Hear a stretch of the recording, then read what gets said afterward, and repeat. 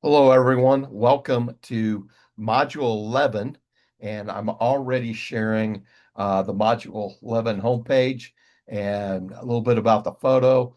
Um, I'm a big St. Louis Cardinal fan. I've been lifelong, growing up a big Cardinal fan, and even in my adult years, I live and die by the St. Louis Cardinals. Um, 40 years ago in 2022, I had a friend who had an extra ticket to go to opening day, and you can see from where the seats are. It was very good seats, and it was quite the experience.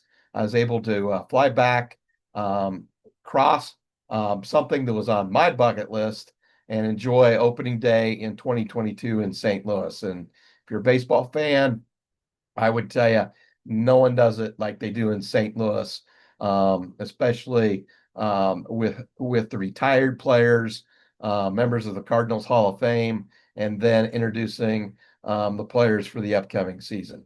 Also, during that trip was had a chance to visit family, and it was one of the last times I was able to visit with my mother before she passed away in October of 2022. So it was a great trip. So let's go ahead. We'll get into module 11. And in this module, we're going to shift our focus to correlational research and how we examine relationship between variables. Before we get started, talking about correlation, just a heads up, a word of warning. I tell this to all my doc students, all the students who take this univariate quantitative research course, and I even tell my students who take my intro to research and curriculum and instruction. I always warn that correlation does not mean causation. Just because things are correlated, that doesn't mean you found the cause. So up to this point, we spent time looking at differences between groups using tests like t-test and ANOVA. Now we're going to ask a different kind of question. How are two variables related to each other? For example, how might study time relate to exam performance, or how might years of experience relate to teacher effectiveness? In this module, you'll learn how to interpret the strength and direction of relationships using correlation coefficients, especially the Pearson's R.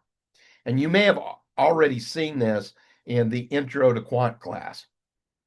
We'll also introduce a few other types of correlations like Spearman, point biserial, and phi, and that these are used depending on the type of data you're working with. We'll spend time looking at how to compute and interpret correlations. But just as importantly, we'll look at and talk about assumptions behind these tests and how to evaluate whether your data meets these assumptions. One of the most important takeaways from this module is understanding the limitations of correlations, especially, and I'm repeating here because I mentioned this earlier, especially the idea that correlation does not imply causation. Just because two variables are related does not mean that one causes the other, and we'll talk through several examples of that.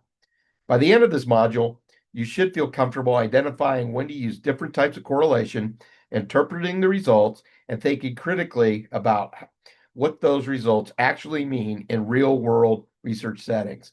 And what I'll also tell you is with correlation statistics, just like the others, the t-test, the ANOVA, your best teacher, your best teachers, two of them are going to be practice and experience.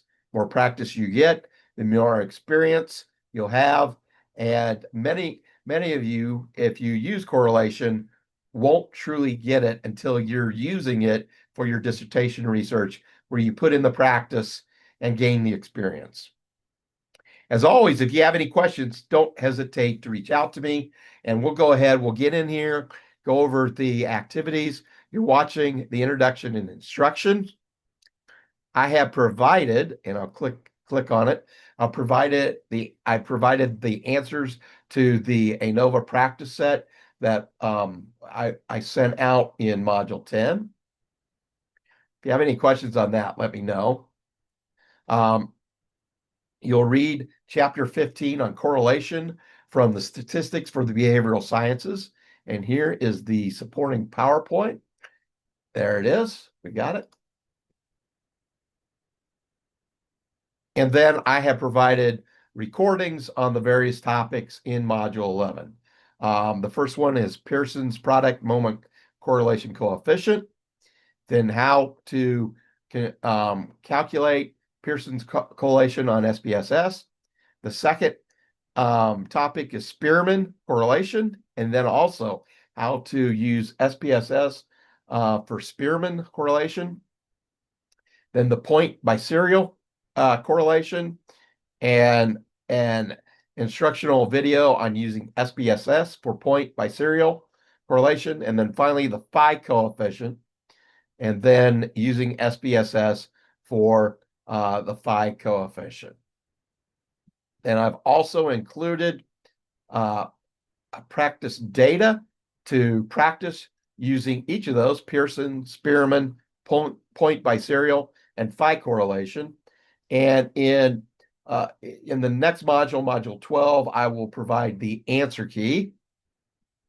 Then just a reminder, the quantitative research assignment number 2, it's available, and that is due April 15th, which will just be after the suggested completion date for this module, and then post your module reflection. And I've already posted mine. There you go.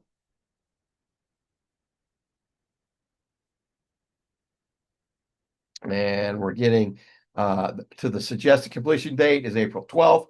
So we're getting toward the middle of April. And just a reminder, we got the final projects coming up. Several have reached out with questions about it. If you have a question, do not hesitate. Don't wait till the last minute to ask me. But please contact me. And if we need to set a Zoom meeting, we certainly will.